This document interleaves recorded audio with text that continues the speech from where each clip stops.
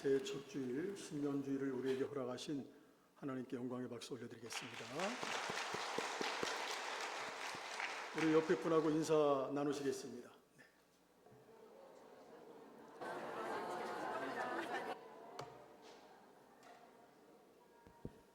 기도의 부흥, 말씀의 부흥, 섬김의 부흥, 선교의 부흥, 진천과 한국과 세계를 예수마을로 만들어가는 교회.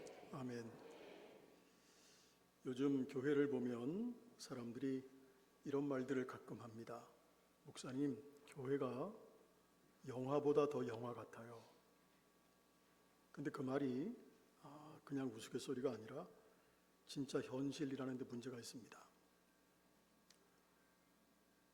어떤 교회는 예배보다 사람들의 시선이 더 우선되고 무겁습니다.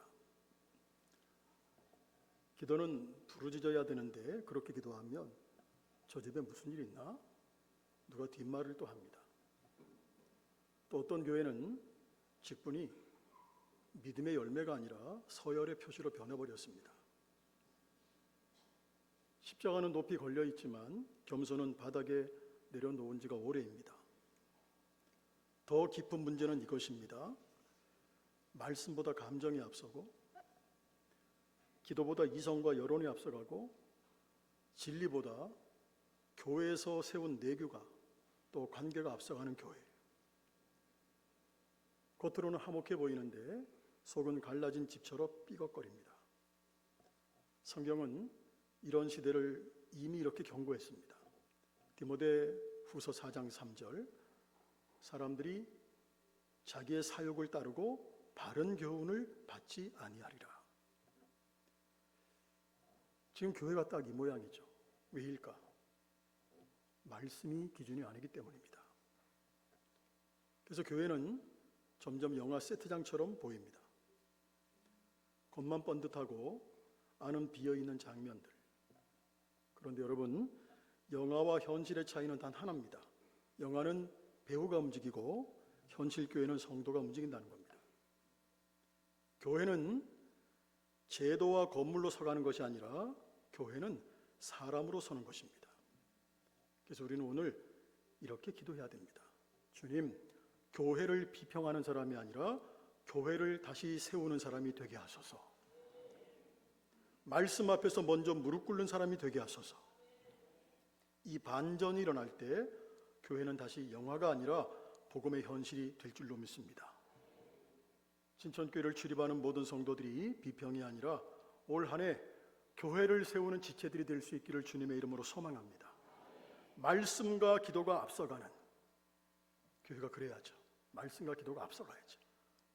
그런 성도와 교회가 되기를 주님의 이름으로 간절히 소망합니다.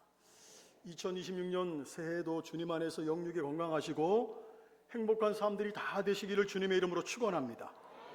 올 한 해도 여러분들이 주님 안에서 꿈꾸고 소망하는 일들이 주님의 일하심과 도우심으로 열매 맺게 되기를 축복합니다. 오늘은 2026년 표를 주제로 표가 앞에 잘 써 있어요. 말씀을 전하려고 합니다. 우리 표를 한번 외쳐보겠어요. 시작. 성도 여러분, 우리는 신앙생활을 하면서 종종 감정의 기복을 신앙의 기준으로 삼을 때가 참 많습니다. 다시 말하면 감정적인 은혜를 자주 경험한다는 것이죠. 찬양을 하다가 눈물을 흘릴 때, 말씀을 듣다가 마음이 뜨거워질 때, 기도 중에 눈물을 흘리고 위로받을 때, 이런 경험들은 참 귀합니다. 그런데 제가 한 가지 좀 질문을 드리고 싶어요.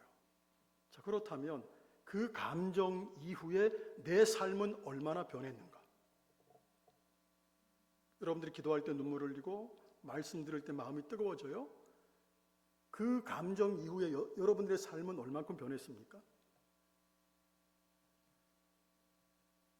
많은 경우 우리는 은혜는 받았지만 변화는 없는 신앙에 다 머물러 있습니다.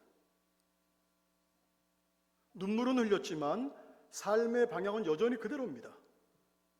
감동은 있었지만 습관은 여전히 그대로입니다. 하나님께서 원하시는 것은 감정의 반응이 아니라 삶의 변화입니다. 할렐루야. 은혜가 되면 오늘 믿음이 좋아. 감동이 없으면 내 신앙이 식어버린 것 같아. 눈물이 나면 하나님이 나와 함께 하셔. 아무런 느낌이 없으면 하나님이 나와 함께 하시지 않는 것 같아. 하지만 여러분, 감정은 신앙의 열매일 수는 있어도 신앙의 기준은 될 수 없습니다. 감정은 죄송하지만 날씨와 같습니다. 어제는 맑았는데 오늘은 흐려요. 아침에는 화창했는데 저녁에는 비가 옵니다. 그렇다면 우리는 우리 스스로에게 질문해 봐야 됩니다. 하나님은 나를 감정적으로 뜨거운 사람으로 부르셨을까? 아니면 삶이 변화된 사람으로 부르셨을까? 사도 바울은 로마서를 통해서 인간의 구원이 전적으로 하나님의 은혜임을 체계적으로 증거를 합니다. 그래서 로마서 1장부터 3장은 인간의 전적인 타락을, 또 4장부터 5장은 믿음으로 말미암는 의롭다 하심을, 또 6장부터 8장은 성화와 성령 안에서의 새 삶을, 또 9장부터 11장은 하나님의 주권적 선택, 섭리를 설명하고 있습니다. 그리고 로마서 12장 1절에서 바울은 이렇게 말씀을 하고 있어요. 1절 같이 읽어보겠습니다. 그러므로 형제들아, 내가 하나님의 모든 자비하심으로 너희를 권하노니 너희 몸을 하나님이 기뻐하시는 거룩한 산 제물로 드리라. 이는 너희가 드릴 영적 예배니라. 여기서 그러므로는 단순하게 문장을 연결시키는 것이 아닙니다. 단순한 문장 연결이 아니라 복음의 교리를 삶으로 전환시키는 신학적 달입니다. 즉 로마서 12장은 이런 얘기예요. 이렇게 구원받았으니 이제는 이렇게 살아라. 복음적 윤리의 출발점입니다. 그리고 우리의 신앙의 초점을 감정이 아닌 변화에 두고 있습니다. 그 중에서도 12장 2절은 성도의 삶이 왜 세상과 달라야 되는지, 그 차이가 어디에서 시작이 되는지, 그 변화의 목적이 무엇인지 한 절 안에 응축해서 보여주고 있다는 겁니다. 먼저 이 세대를 본받지 말고입니다. 이 세대는 헬라어로 아이온이라는 단어를 사용합니다.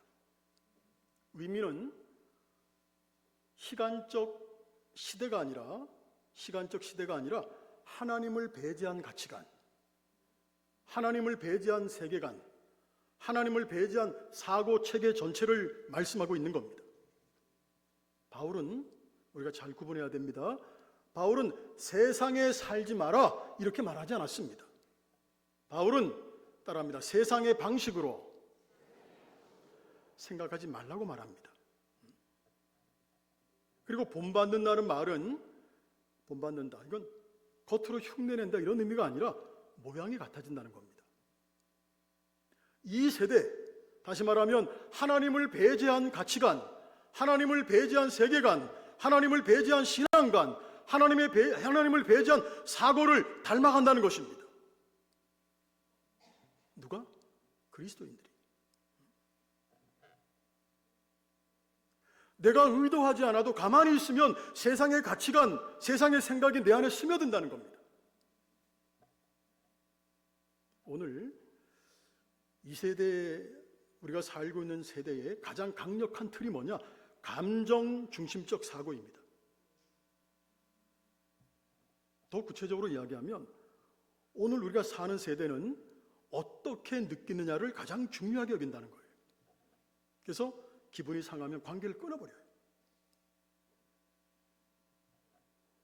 마음이 안 내키면 책임을 내려놓습니다. 감정이 식어지면 약속도 포기해버립니다. 심지어는 우리의 신앙도 그래요.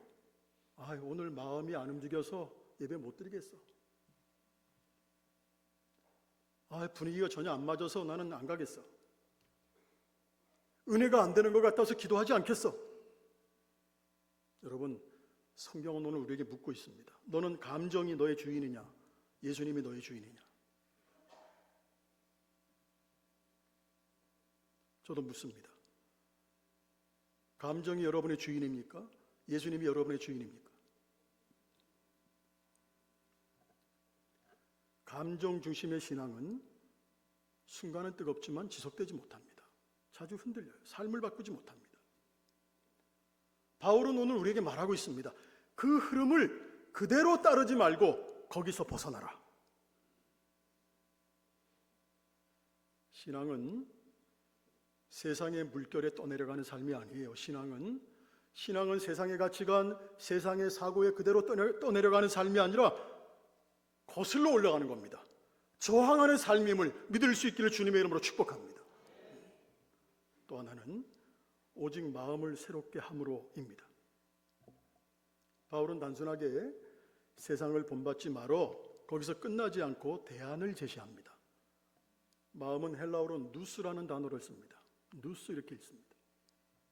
이건 감정이 아니라 사고, 판단의 기준을 의미합니다. 성경적인 의미의 생각, 성경적인 의미의 가치관, 성경적인 의미의 판단 기준을 말합니다.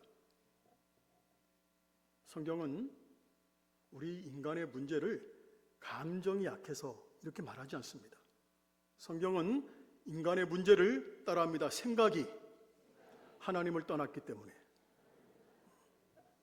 성경은 우리 사람들의 문제를 감정이 약해서가 아니라 생각이 하나님을 떠났기 때문이라고 말하고 있습니다. 그리고 새롭게 함으로는 순간적인 일시적인 회복이 아니라 지속적인 근본적인 갱신을 말합니다. 그래서 개혁주의 신학에서는 이것을 성령에 의한 따라합니다. 점진적 성화를 의미한다고 말하고 있습니다. 세 번째는 변화를 받아입니다. 헬라어로 메타모르푸스테라는 단어를 사용합니다. 그러니까 본질적인 변형, 완전한 변형을 말합니다. 여러분 변화산 사건 아세요? 변화산 사건에서 예수님이 모습이 변했을 때 사용한 그 단어가 메타모르푸스테입니다.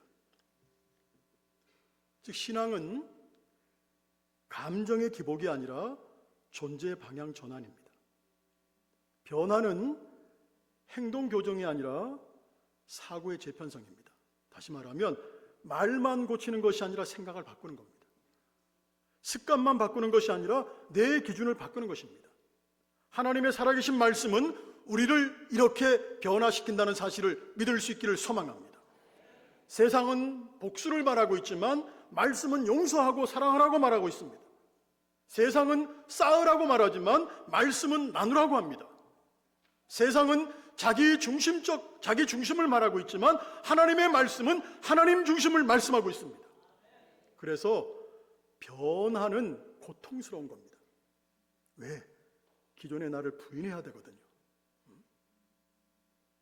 그래서 변화는 고통스러운 거예요. 기존의 나의 기존의 나를 부인해야 되기 때문에 고통스러운 거예요. 감정은 지나가지만 변화는 남습니다. 여러분 감동적인 예배 드리지 마십시오. 우리가 기도할 때 하나님 오늘 감동적인 예배 감동적인 예배 안 됩니다. 감동적인 예배는 집에 가면 끝날 수 있어요. 그러나 변화된 사람은 집에서도 다릅니다. 할렐루야. 어떤 청년이 수련회를 다녀왔어요.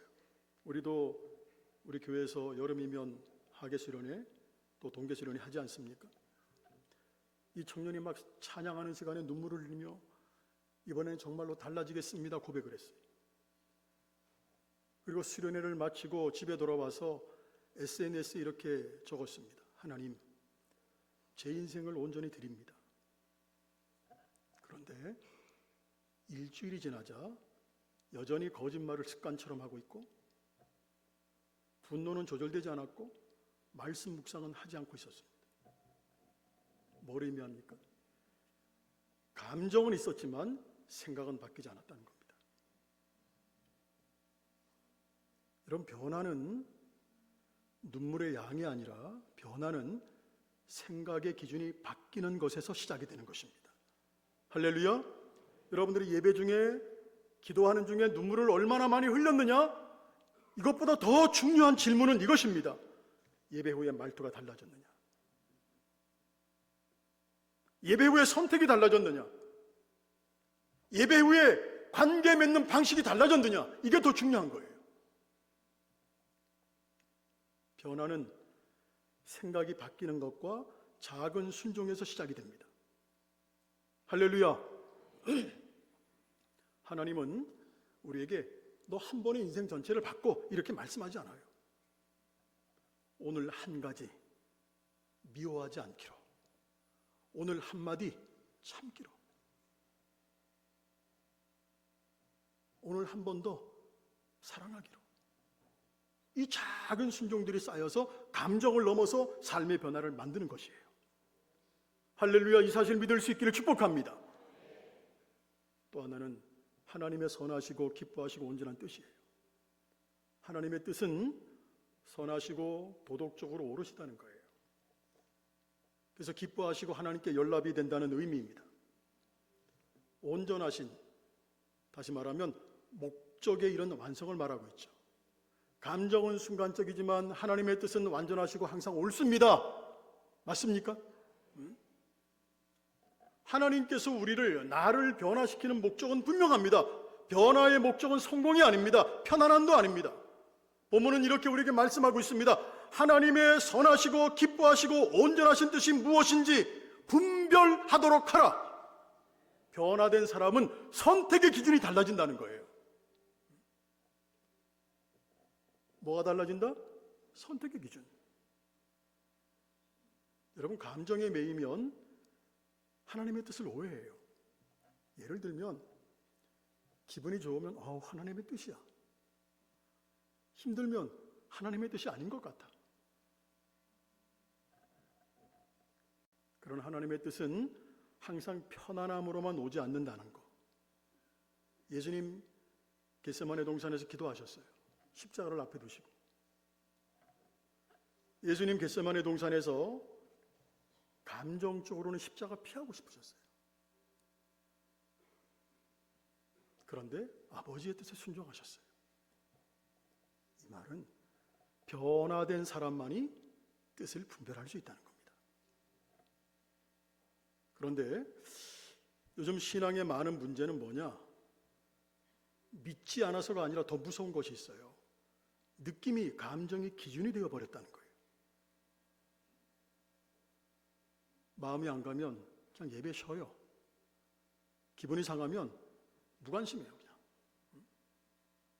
공동체를 떠나요. 이성적으로 이해가 안 되면 순종하지 않아요. 그러나 성경은 분명하게 말씀합니다. 한 번만 더 따라해 볼까요? 신앙은 감정을 존중하지만 감정에 지배되지 않는다. 할렐루야. 오늘 본문은 우리에게 이렇게 말합니다. 감정을 넘어 변화로 나가라고. 감정을 넘어서 변화로 나가라고 말씀하고 있습니다. 이 세대는 감정을 통해 자꾸 신앙이 무력화됩니다. 사단은 교모하죠. 그래서 제가 항상 얘기해요. 사단은 IQ가 6,000이에요. 6,000. 그만큼 교묘하다는 거예요. 그래서 성도들을 무너뜨릴 때 말씀을 직접 부정하게 하지 않습니다. 대신 이렇게 말을 해요. 지금 내 마음 상태를 먼저 챙겨. 우리의 감정, 우리의 마음 상태를 먼저 챙기라는 거예요. 그런 속삭임을 줘요. 그 결과 어떻게 됩니까? 말씀보다 감정이 앞서죠. 순종보다 기분이 우선이 됩니다. 이스라엘 백성들은 홍해를 가르는 하나님만이 하실 수 있는 기적을 경험해요. 출애굽해가지고 제일 처음에 큰 난간 홍해가 앞에 있었잖아요. 그걸 하나님의 능력으로 그 기적을 경험했어요. 그런데 배고픔이라는 감정 때문에, 배고픔이라는 감정 앞에서 하나님의 그 능력을 잊어버렸어요. 예배를 감정 상태의 결과로 만들지 않기를 주님의 이름으로 소망합니다. 감정이 흔들릴수록 말씀의 기준을 더 붙들 수 있기를 축복해요.